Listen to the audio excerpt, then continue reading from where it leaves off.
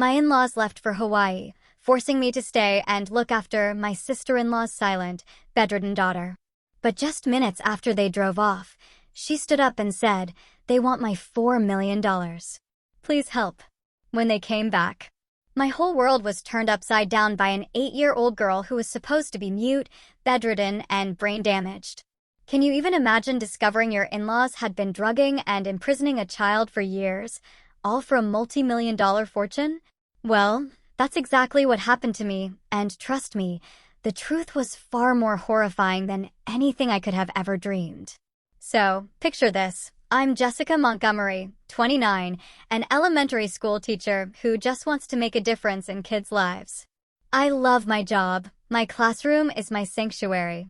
It's where I feel respected, in control. But that feeling? It evaporated every single time I had to deal with my husband Michael's family. Now, Michael himself? He's great. Kind, smart, loving. We'd been married 3 years when all this went down. But he had one fatal flaw. He was terrified of conflict, especially with his family. And trust me, his family was a piece of work. The Montgomerys? Oh, they were old money. My father-in-law, Robert, was this imposing, domineering real estate mogul. He ruled his family with the same iron fist he used in boardrooms. Always in tailored suits, he could make you feel tiny with just a glance. Then there was Eleanor, my mother-in-law. Cold, calculating, obsessed with appearances. Her perfectly coiffed blonde hair never moved, much like her perpetually frozen face. She had perfected the art of the backhanded compliment. "Jessica, dear, that outfit is so brave of you." I could never pull off something so casual at a formal dinner.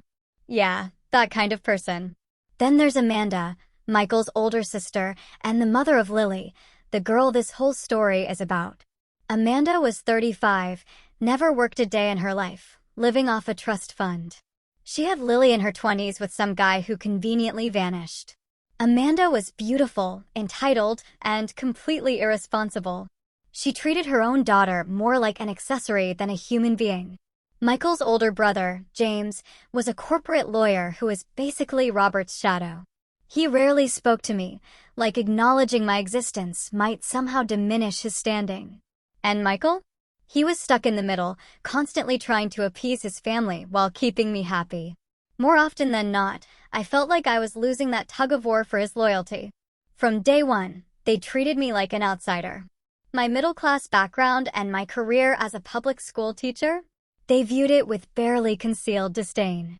Nothing I did was ever good enough. My cooking was quaint, my home simple, my career noble, but impractical. Every family gathering was an exercise in biting my tongue just to keep the peace for Michael's sake. And then there was Lily. Lily, Amanda's daughter. The family said she was born with a severe neurological disorder, unable to speak or move on her own. She needed constant, round-the-clock care, which Amanda, of course, outsourced to a rotating staff of nurses. I'd seen Lily at family gatherings, always in her specialized wheelchair, staring blankly ahead. But something about her eyes, they seemed alert, intelligent. I'd always just dismissed it as wishful thinking. I wasn't a doctor, and they insisted they'd seen the best specialists. The whole mess started with a phone call from Eleanor, 3 days before they were all jetting off to Hawaii. It wasn't a request, it was a decree. "Jessica, darling, we need you to watch Lily while we're away," she announced, her tone leaving no room for discussion. I asked about her regular nurses, already knowing the answer. Oh, we had to let them go. Such unreliable people. Besides, family should take care of family. And then the kicker. Michael already agreed. Of course, he did. Without even talking to me first. When I confronted him, he gave me his best apologetic puppy dog look. "Babe, they really need our help. It's just for 2 weeks, and we can stay in the guest suite. It's practically like our own apartment." I was like, what about my job? I can't just abandon my students mid-semester. That's when he dropped the bomb. It's spring break next week, and Mom said she'll have Dad call the superintendent for the second week. You know, he's a major donor to the school district. And there it was. The Montgomery way. Rules didn't apply to them. Obligations could be rearranged with a phone call and a checkbook. I reluctantly agreed, not because I wanted to, but because refusing would have caused a family rift that Michael just wasn't prepared to handle. The day before they left, we moved into their sprawling mansion. Amanda gave me a crash course in Lily's care. She needs her medication 3 times a day. It's all labeled. Don't miss a dose or she gets difficult. She barely looked at Lily, busy packing her designer bikinis. Difficult how? I asked. Just trust me. Keep her on schedule. She handed me a thick binder. Everything's in here. Feeding instructions, medication times, emergency contacts. Not that she'll need a doctor. It's all just for show anyway. That last comment struck me as so odd, but before I could question it, Robert interrupted. Jessica, understand this is a massive responsibility. We're trusting you with our precious granddaughter. Don't disappoint us. The veiled threat hung heavy in the air. Their departure the next morning was a whirlwind. Luggage, shouted instructions. Not once did anyone, not even Amanda, stop to say a proper goodbye to Lily, who just sat in her wheelchair by the window, supposedly oblivious. As the cars pulled away, Michael hugged me. I'm sorry, babe. Dad insisted I come along for some business meetings in Honolulu. You'll be okay, right? I just nodded, feeling completely abandoned and resentful, watching my husband leave with his family, leaving me alone with a child I barely knew how to care for. Standing in that cavernous foyer, I looked at Lily's blank expression and sighed. Well, I guess it's just you and me now. Little did I know, that statement was about to take on a whole new meaning. After everyone left, I wheeled Lily into the enormous living room and put her in front of the TV, playing a children's program, just like the care instructions suggested. I spoke to her gently, explaining what I was doing, even though I didn't expect a response. I'm going to make us some dinner, Lily. I'll be right in the kitchen if you need anything. I felt silly, talking to her like she could understand, but it just felt wrong to treat her like a piece of furniture.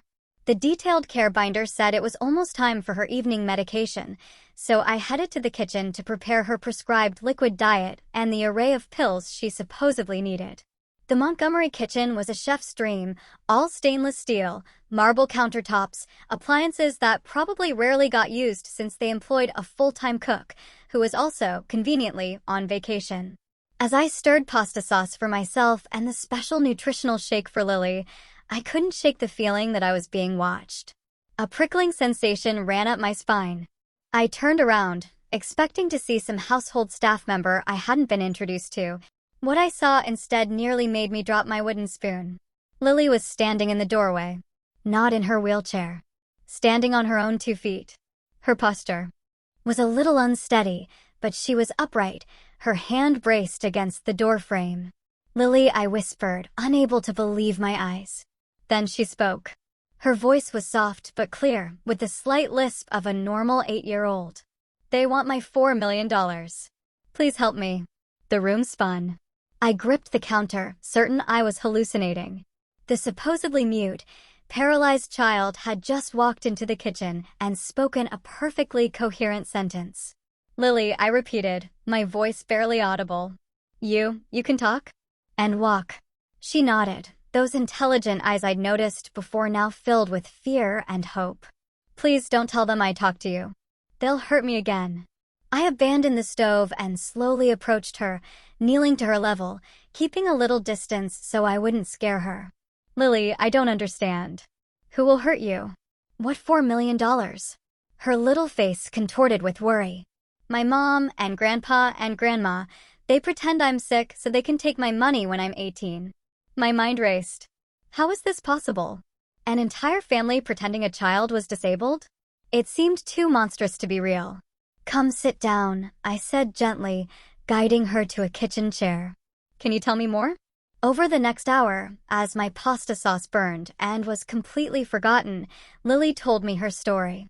Her maternal grandparents, the Montgomerys despised them, had died in a car accident when Lily was 3, leaving her a trust fund of $4 million. It was to be held until she turned 18, with Amanda as the trustee. Mommy started giving me medicine after Granny and Pops died, Lily explained. It makes me feel sleepy and weak. When I tried not to take it, she would pinch me really hard or lock me in the dark closet. Tears streamed down her face. They told everyone I was born sick, but I wasn't. I remember running and playing and talking before the medicine started. My blood ran cold. I felt physically ill as Lily described how she was forced to pretend she couldn't speak or move whenever anyone was around. How she was threatened and punished if she showed any signs of normalcy. How the family openly discussed their plans to have her declared mentally incompetent when she turned 18, so they could control her inheritance indefinitely. "How do you know about the money?" I asked, struggling to process everything. Lily's face showed a flash of pride. "I taught myself to read when no one was watching. Mommy leaves papers around, and I look at them when she's out. I have a diary where I write everything down." She led me, still a bit unsteadily, to her room. It was a sterile, hospital-like space that broke my heart. From beneath her mattress, she pulled out a small notebook and several folded documents she'd apparently stolen from Amanda's office over time. The diary was filled with the neat handwriting of a child who had taught herself literacy in secret. The entries documented the family's conversations about her money, the medications they forced on her, and the threats they used to keep her silent. The documents included a copy of the trust agreement from her maternal grandparents, bank statements showing the hefty balance, and, disturbingly, what appeared to be draft documents for a psychiatric evaluation that would declare Lily incompetent. I sat on the edge of her bed, documents spread around us, feeling a terrifying mix of horror, disbelief, and a simmering rage building inside me. "Why are you telling me this now?" I asked. "Why take this risk?" Lily's eyes filled with tears again. "Because you're nice. You talk to me like I'm real. Anne." She hesitated. "They've never left me with just one person before. Always nurses who believe them. I was hoping maybe you could help me." In that moment, looking at this brave little girl who had endured years of unimaginable abuse and isolation for the sake of money, I made a decision that would change both our lives forever. "I will help you, Lily, I promised," my voice firm. "I promise." The next morning, I faced a crucial decision. Should I give Lily her medication as instructed, or trust her story and withhold it? The potential consequences weighed heavily. If she truly needed it and I withheld it, I could be putting her health at risk. But if her story was true, and my gut screamed that it was, I would be perpetuating her abuse. I decided to trust my instincts. I made a show of preparing her morning medication, but poured it down the sink instead. I gave her the nutritional shake without the crushed pills, watching anxiously for any adverse effects. By midday, the transformation was remarkable. Lily was more alert, her movements more coordinated. Her speech, which had been a bit slurred the previous evening, became clearer and more animated. She seemed like a completely normal 8-year-old girl, albeit one isolated from normal childhood experiences. "I feel better when I don't take the medicine," she confided, her eyes brighter than I'd ever seen them. "My head doesn't feel fuzzy." Together, we began a methodical search of the house for evidence. Lily knew the mansion well, having spent countless hours observing from her wheelchair, while everyone thought she was oblivious. "Mommy keeps important papers in her office," Lily directed me. "The key is under the plant pot." Amanda's office was a shrine to her superficiality. Designer furniture, fashion magazines, barely touched business books. The filing cabinet Lily indicated was locked, but the key was exactly where she said it would be. Inside, I found a treasure trove of damning evidence, financial documents detailing the trust from Lily's maternal grandparents, the Blackwells, who had indeed left her $4 million. Legal correspondence about the terms of the trust, naming Amanda as trustee until Lily turned 18 or was deemed mentally capable. Most disturbing was a folder labeled Lily's condition. Inside were medical records that had clearly been falsified. Prescription records for powerful sedatives and muscle relaxants, medications that would indeed make an active child appear listless and immobile. "Look," Lily pointed to a document I'd overlooked. It was her original birth record and early pediatric reports. They showed a perfectly healthy baby with normal developmental milestones up to age 3. Then, suddenly, the reports changed dramatically, documenting a rapid regression that coincided exactly with the death of her maternal grandparents. My blood ran cold. Then Lily led me to her official bedroom and pointed out nearly invisible small devices in the upper corners. "They watch me sometimes," she whispered, "to make sure I'm being good." Surveillance cameras. They monitored this child like a prisoner. As we continued our investigation, Lily shared horrifying details of her daily reality, how Amanda would pinch her or twist her arm when no one was looking if Lily showed any signs of awareness. How Robert would enter her room late at night, reminding her in graphic terms what would happen if she ever revealed their secret. How Eleanor paraded her at charity events as the family's special burden to generate sympathy and donations, which I now suspected went nowhere near charitable causes. "Grandma Eleanor says I'm useful for making people feel sorry for them," Lily said, with a wisdom beyond her years. "She says it's the only way I can contribute to the family." My phone rang, interrupting our search. It was Eleanor, checking in. I put on my most pleasant voice, assuring her everything was fine, while Lily sat silently beside me, her eyes wide with fear. "Remember, Jessica, consistency is key with Lily's care," Eleanor reminded me. Any deviation from her routine could be problematic.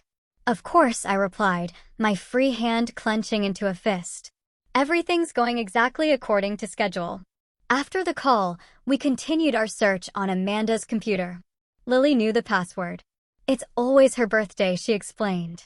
We found emails between family members discussing the trust fund, complaints about the burden of maintaining Lily's supposed condition, and most damning of all, plans for having her declared legally incompetent when she turned 18.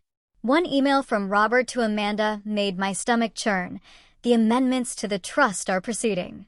Judge Wilson owes me a favor. Once the paperwork is finalized, even if the girl somehow manages to convince someone of her competence, the money remains under family control. Maintain the current protocols until then." We also found legal documents showing recent amendments to the trust that hadn't been approved by the court yet, which would give Amanda continued control over the funds even if Lily were deemed competent. In Amanda's bedroom, behind an expensive painting, we discovered a wall safe.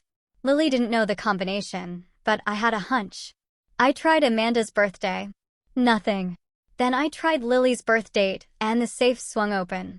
Inside were more financial documents, jewelry, and a USB drive. When we plugged the drive into Amanda's computer, we found medical records showing Lily had been completely healthy at birth. There were also videos of Lily as a toddler, running, laughing, and talking. Concrete evidence that she had developed normally before her grandparents' death. By evening, I had overwhelming evidence of the Montgomery family's elaborate scheme. But I was still missing one crucial piece. Why go to such extreme lengths? $4 million was a lot, but the Montgomerys were already wealthy. There had to be more. The answer came when Lily showed me a hidden compartment in her wheelchair where she had stashed various papers she'd collected over the years. Among them was a letter from her maternal grandfather to Lily, to be given to her on her 18th birthday. It had been mistakenly included in some papers Amanda had received. The letter revealed that the $4 million was just the beginning. The Blackwells had been incredibly successful oil investors. The bulk of their estate, nearly $50 million, was held in a separate trust that would transfer to Lily when she turned 25, but only if she was deemed mentally competent and had control of the initial trust. The Montgomerys weren't just after $4 million. They were playing a long, twisted game for a fortune more than 10 times that amount. As I tucked Lily into bed that night, in a guest room far from the surveillance cameras, a fierce determination took root inside me. This brave little girl had endured years of abuse and isolation, and I was now her only hope for freedom. "We're going to fix this, Lily," I promised, smoothing her hair. "You're not alone anymore." The next morning, Lily and I sat at the kitchen table, away from any potential surveillance, planning our next steps. I needed to understand exactly what she wanted. "If you could have anything, Lily, what would it be?" I asked gently. Her answer was immediate and heartbreaking in its simplicity. "I want to go to real school. I want friends. I want to not be afraid all the time." She paused, her small fingers tracing patterns on the table. "And I want my mom to love me for real, not just pretend in front of people." The sincerity in her voice nearly broke me. Despite everything her family had done, she still longed for their genuine affection. A painful reminder that she was, after all, just a child who deserved love and security. I knew we needed professional help. After making sure Lily was settled with a book, she was a voracious reader. Despite teaching herself, I stepped onto the patio to make a private call. My best friend, Lauren Bishop. Lauren was a family lawyer specializing in child advocacy. We'd been friends since college, and she was one of the few people I trusted implicitly. I explained the situation as concisely as possible, acutely aware that I was making extraordinary claims. Jesus, Jess, Lauren breathed after I finished. I don't even have words. If what you're saying is true, this is one of the most horrific cases of child abuse and financial exploitation I've ever heard. It's true, Lauren, I insisted. I've seen the evidence. This little girl has been imprisoned in her own body for 5 years so her family can steal her inheritance. You need to document everything, Lauren advised. Photos, copies of documents, recordings if possible. But be careful. If they catch you, they could spin this against you. They have resources and connections. She promised to research the legal implications and prepare for emergency proceedings, but warned me against confronting the family directly. These people sound dangerous, Jess. They've maintained this deception for years. They won't hesitate to destroy you if you threaten their scheme. After my call with Lauren, I found Lily looking anxious. Are you going to send me back to them? She asked, her voice small. I knelt beside her chair. Absolutely not. We're going to make sure you're safe and that nobody ever hurts you again. Over the next few days, we established a routine. During the day, we gathered and secured evidence. I photographed documents, copied files onto a secure cloud account Lauren had set up, and helped Lily document her experiences in a journal that could potentially be used in court. I discovered a disturbing amount of surveillance throughout the house, cameras in Lily's room, the hallways, even some common areas. But they didn't cover everywhere, and we were careful to conduct our most sensitive conversations in the blind spots Lauren had helped me identify. We also researched child abuse laws, inheritance regulations, and trustee responsibilities. What the Montgomerys were doing violated numerous state and federal laws. They weren't just being cruel, they were committing serious crimes. Every evening, the family called to check in. I maintained the charade, reporting that Lily was following her usual routines and taking her medication. Meanwhile, Lily continued to improve physically and mentally without the sedatives. Her movements became more coordinated, and her personality blossomed. She was funny, curious, and remarkably resilient. The question of telling Michael weighed heavily on me. He was my husband. I wanted to believe he wasn't part of this conspiracy. But his blind loyalty to his family made me hesitant to trust him fully. 5 days into our time alone, I decided to test the waters. I called Michael while Lily was napping. Hey, how's Hawaii? I asked, keeping my tone light. Amazing. Dad's meetings finished early, so we've been hitting the beach. How are things with Lily? I took a deep breath. Actually, I've noticed some strange things. Her medical regimen seems extreme, and I found some documents about her trust fund that seem concerning. There was a pause before Michael responded, his voice noticeably cooler. Jess, you know nothing about Lily's condition. The medication is necessary, and her financial arrangements are none of your business. But Michael, don't you think, look, Amanda knows what's best for her daughter. Just follow the instructions and stop snooping through family papers. That's totally inappropriate. His dismissive response confirmed my worst fears. Whether Michael was actively complicit or willfully ignorant, he couldn't be trusted to help Lily. You're right, I lied. I'm sorry. I'm just trying to do my best here. After hanging up, I sat in silence, my resolve hardening. I was on my own in this, me and an 8-year-old girl against a powerful, wealthy family willing to destroy a child's life for money. During our week together, I also focused on helping Lily experience normal childhood activities that had been denied to her. We baked cookies, played board games, and watched movies appropriate for her age, not the baby programs her family forced on her. I taught her simple card games and was amazed at how quickly she learned. No one's ever played with me before, she admitted during a game of Go Fish. They just put me in front of the TV. I also worked with Lily on basic self-advocacy skills, preparing her for possible interviews with authorities. We practiced how she might answer questions about her treatment and the deception she had been forced to participate in.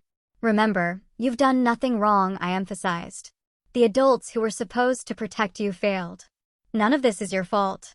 Lauren provided guidance on preparing for the family's return.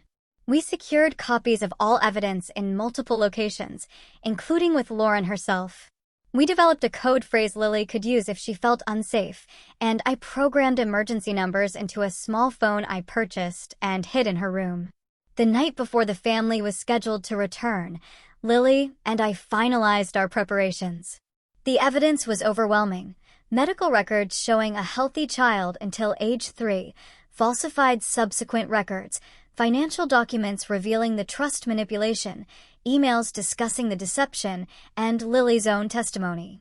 As we sat in the kitchen eating ice cream, another simple pleasure Lily had been denied, she looked up at me with serious eyes. What if they don't believe us? What if they make me go back to pretending? I reached across the table and squeezed her hand. That's not going to happen. Too many people know the truth now. You're not alone anymore. What I didn't tell her was my fear that the Montgomerys' wealth and connections might still prevail, that justice wasn't always served, especially when facing opponents with unlimited resources. But I was determined to fight with everything I had. Tomorrow will be hard, I warned gently. But remember how brave you've been all these years. Just a little longer, and then you'll be free. As I tucked her into bed, Lily wrapped her arms around my neck in a tight hug. Thank you for believing me, she whispered. I held her close, my heart breaking for all the years of affection she had been denied. Always, I promised. Now get some sleep. Tomorrow is a big day. Little did I know that tomorrow would arrive much sooner than expected. At 3 o'clock in the morning, I was jolted awake by the sound of the front door opening and voices in the foyer. The family wasn't supposed to return until the afternoon, but here they were, in the middle of the night, catching us completely off guard. I hurried to Lily's room and found her already awake, her eyes wide with fear. They're back early, she whispered, trembling. They sometimes do this to check if I'm being good when no one expects it. I helped her quickly return to her official bedroom with the monitoring equipment. Remember our plan? I whispered. No matter what happens, I won't let them hurt you again. I had barely settled her when Amanda appeared in the doorway, still in travel clothes. What are you doing in here? She demanded. I heard noises and came to check on Lily, I improvised. You're back early. Daddy's business concluded sooner than expected, she replied, her eyes narrowing suspiciously. Has everything been going according to schedule? Of course, I lied smoothly. Exactly as you instructed. Amanda pushed past me to approach Lily's bed. Let me see her. I watched tensely as she examined her daughter, looking for any signs that might betray our deception. Lily played her part perfectly, remaining limp and expressionless as Amanda checked her. Her medication? Amanda asked sharply. All given as prescribed, I assured her. The logs are in the kitchen. Amanda seemed satisfied for the moment and left to join the rest of the family downstairs. I squeezed Lily's hand reassuringly before following. In the living room, the entire Montgomery clan was assembled despite the early hour. Robert and Eleanor sat regally on the sofa, while James paced by the fireplace. Michael stood awkwardly near the entrance, avoiding my eyes. Jessica, Robert acknowledged me coldly. I trust everything has been satisfactory in our absence. Yes, I replied simply, deciding to let them reveal their hand first. Eleanor studied me with calculating eyes. Curious, Amanda checked the medication supply before we left. It seems several doses are unaccounted for. My heart raced, but I kept my expression neutral. I followed the instructions precisely. Perhaps there was a miscount before you left. Perhaps, Eleanor conceded, though her tone suggested she believed nothing of the sort. An uncomfortable silence fell over the room until it was broken by a sound that caused everyone to freeze, footsteps on the stairs. All heads turned as Lily appeared in the doorway, standing perfectly straight, fully dressed and very much alert. "Hello, Mommy," she said clearly. "Hello, Grandma and Grandpa. I'm feeling much better now." The room erupted into chaos. Amanda lunged toward Lily with a strangled cry. James cursed loudly, and Eleanor pressed a hand to her chest in theatrical shock.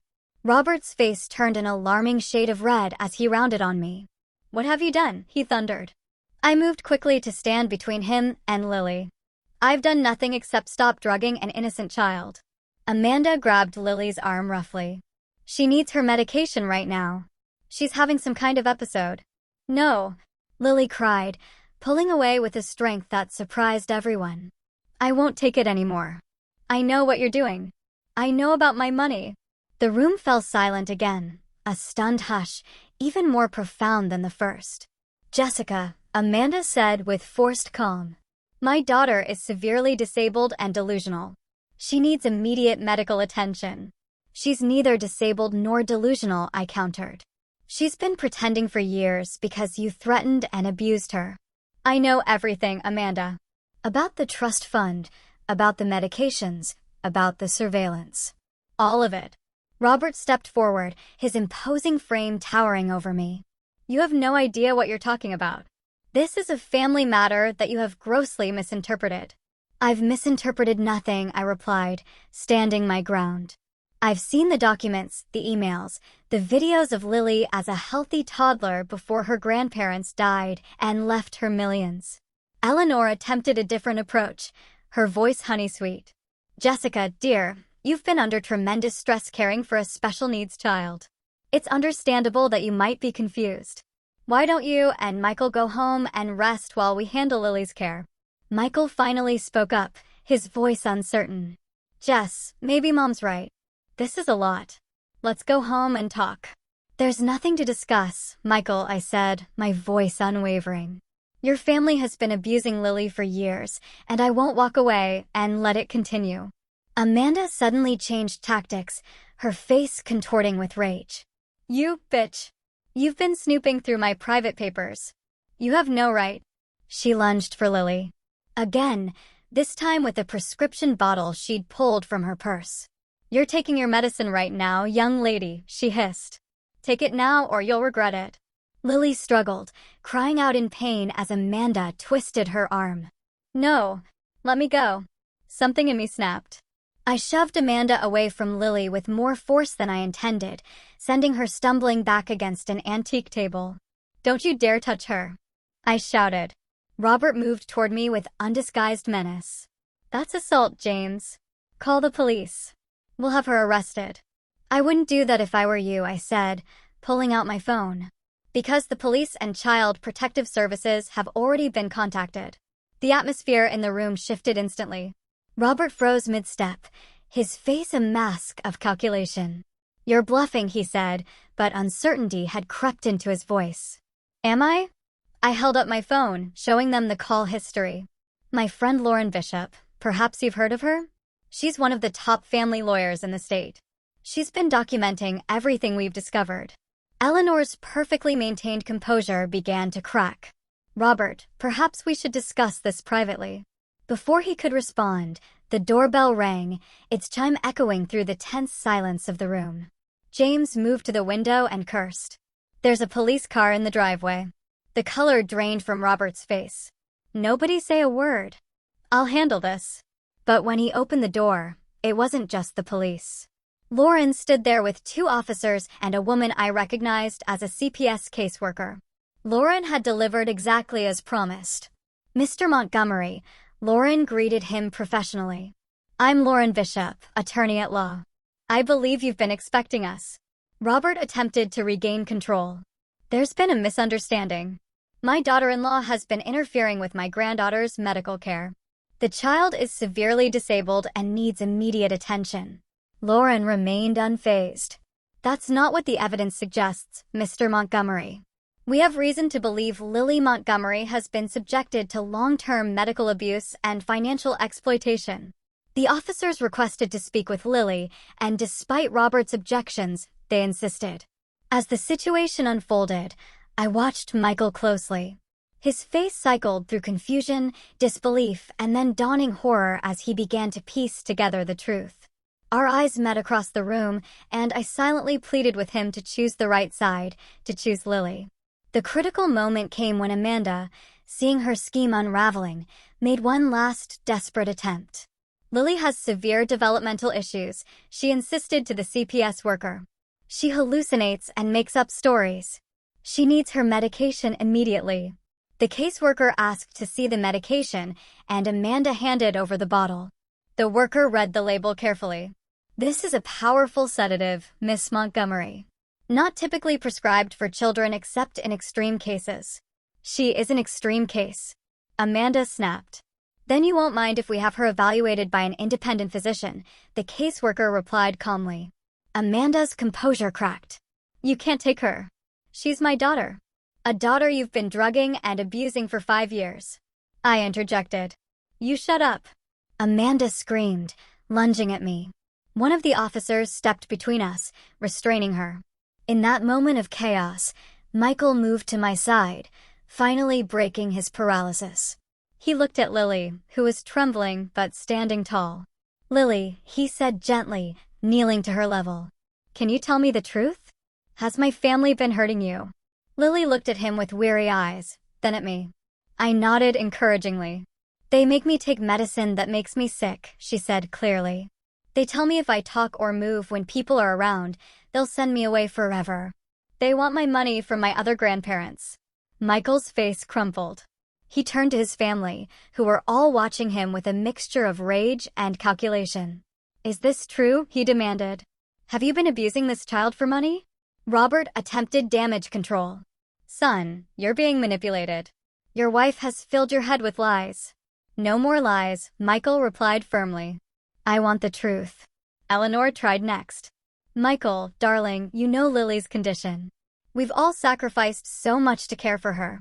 Then you won't mind proving her condition with independent doctors," Michael countered. The standoff might have continued, but Lauren stepped forward with a folder.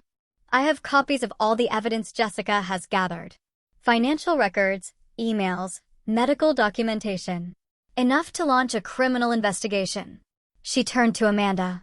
"Including your emails discussing how to have Lily declared incompetent when she turns 18 to maintain control of her trust." Amanda's face drained of color. "Those were private." "They're evidence of conspiracy and child abuse," Lauren corrected. Robert, ever the businessman, quickly assessed the situation and changed tactics. He lowered his voice and addressed the officers. "Perhaps we can discuss this matter privately. I'm sure we can come to an arrangement that benefits everyone." The implication was clear. He was offering a bribe. The lead officer's expression hardened. "Mr. Montgomery, are you attempting to interfere with a police investigation?" Robert backpedaled immediately. "Of course not. I'm simply suggesting that this family matter could be resolved without unnecessary publicity." "Child abuse is not a family matter," the officer replied coldly. "It's a criminal offense." What happened next shocked everyone. Amanda, seeing no way out, broke down completely. "It was Daddy's idea," she cried, pointing at Robert. "He said Lily's inheritance could solve all our problems. The company was failing. We needed the capital. He said no one would question it if Lily had special needs." "Amanda, shut up," Robert bellowed. But it was too late. He arranged everything. The doctors, the medications. "I just did what he told me," she continued, tears streaming down her face. "He said it was only temporary, just until we stabilized the business. But then it went on, and I didn't know how to stop it." The officers exchanged glances. Amanda had just confessed to child abuse and fraud in front of multiple witnesses. Eleanor, ever conscious of appearances, attempted damage control. "This is all a terrible misunderstanding. We only wanted what was best for Lily by drugging her into submission and stealing her inheritance." I couldn't help but interject. The next few hours passed in a blur. Lily was taken to the hospital for evaluation, accompanied by the CPS worker and, at my insistence, myself. Michael came with us, shell-shocked, but determined to make things right. Robert and Amanda were taken to the police station for questioning, while Eleanor and James were instructed not to leave town as the investigation proceeded. The family's carefully constructed facade had crumbled in a single night. At the hospital, Doctors confirmed what we already knew. Lily was physically and neurologically normal for her age, though she was delayed in certain areas due to isolation and medication. There were no signs of any congenital disorder or disability. As Lily underwent various tests, Michael and I sat in the waiting room, the weight of the night's revelations hanging between us. "I had no idea," he said finally, his voice hollow. "I swear, Jess. I didn't know what they were doing." "You didn't want to know," I corrected. Gently. "There were signs, Michael. You chose not to see them." He nodded, accepting the truth of my words. "What happens now?" "Now," I said, "we make sure Lily is safe and gets justice. Everything else is secondary." Michael reached for my hand, and after a moment's hesitation, I let him take it. We had a long road ahead of us, but at least we were finally on the same side.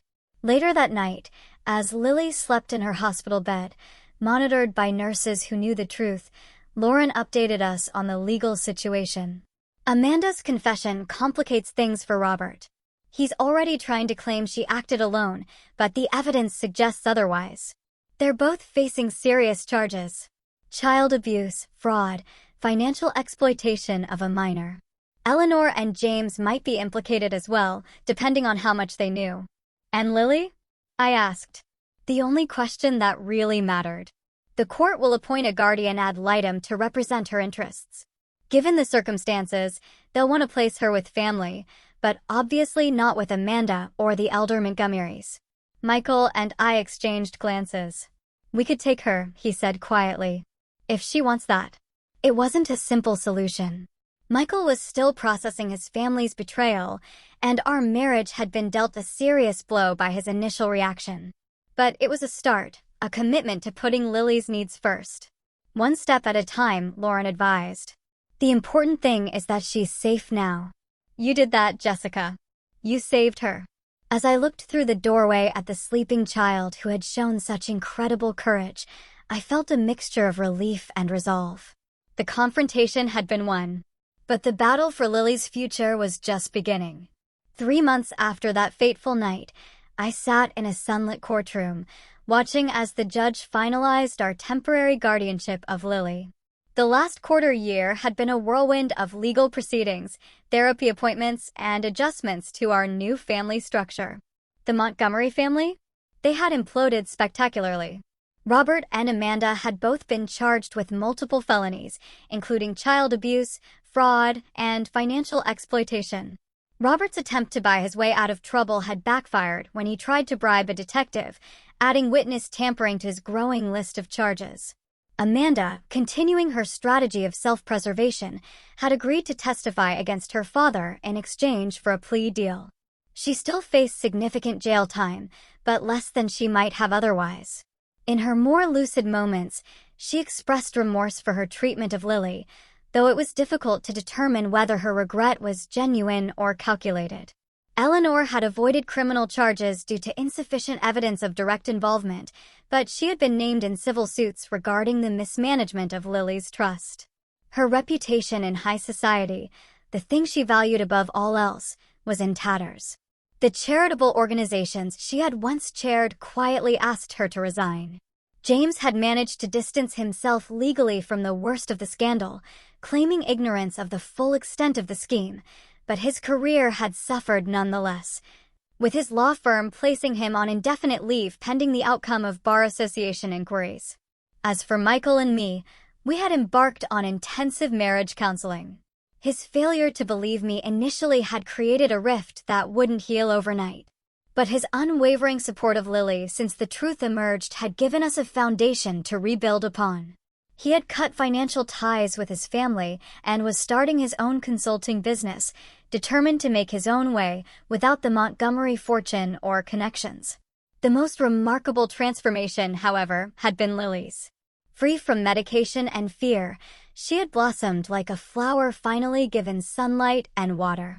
Her physical strength had returned quickly, and though she had educational gaps to fill, her intelligence and curiosity made her a quick study. The court had appointed a respected financial manager as the new trustee for Lily's inheritance, with strict oversight provisions. The trust would provide for her education and care while protecting the principal until she came of age. The existence of the larger inheritance waiting at 25 had been confirmed, securing her long-term future. Therapy was helping Lily process her years of trauma, though the road to full emotional recovery would be long. Some nights she still woke with nightmares, calling out in fear that her mother or grandfather was coming to punish her for speaking. On those nights, I would sit with her, reassuring her that she was safe, that no one would hurt her again. We had enrolled her in school, a small private academy with experience handling children with unusual backgrounds.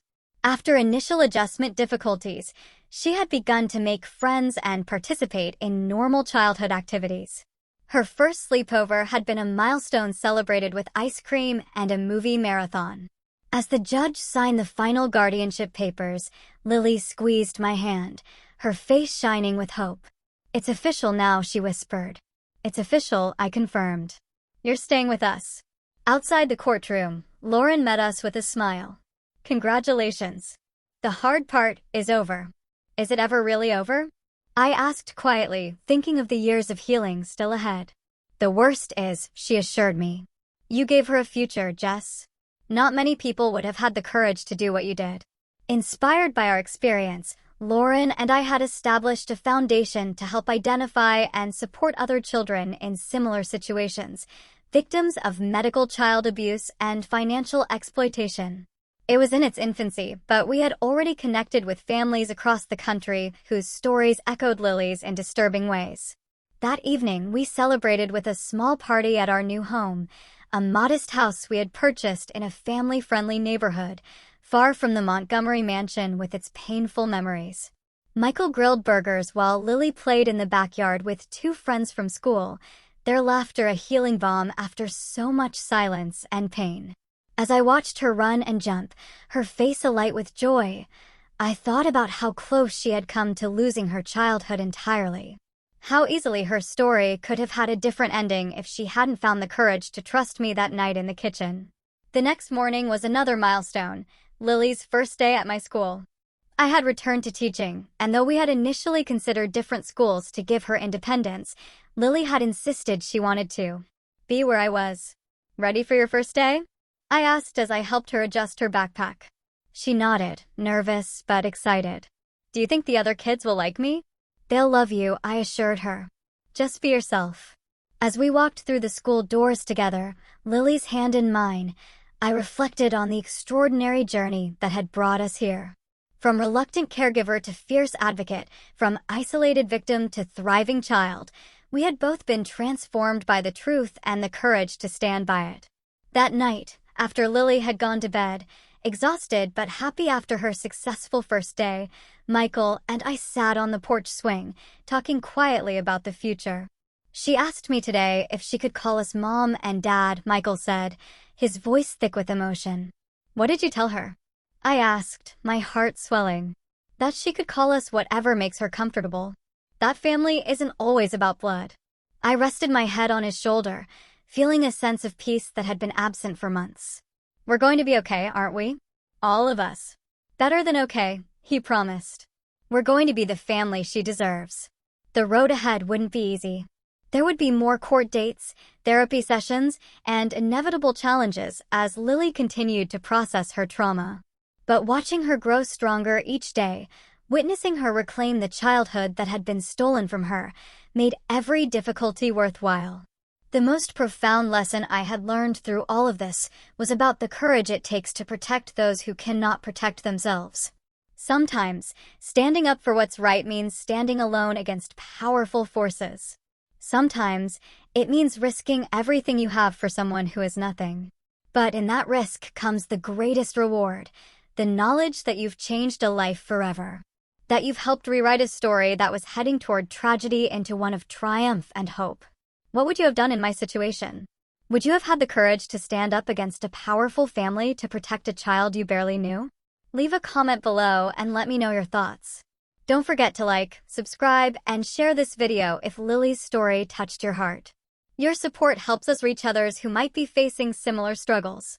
Thank you for listening, and remember, sometimes the most important voice is the quietest one in the room.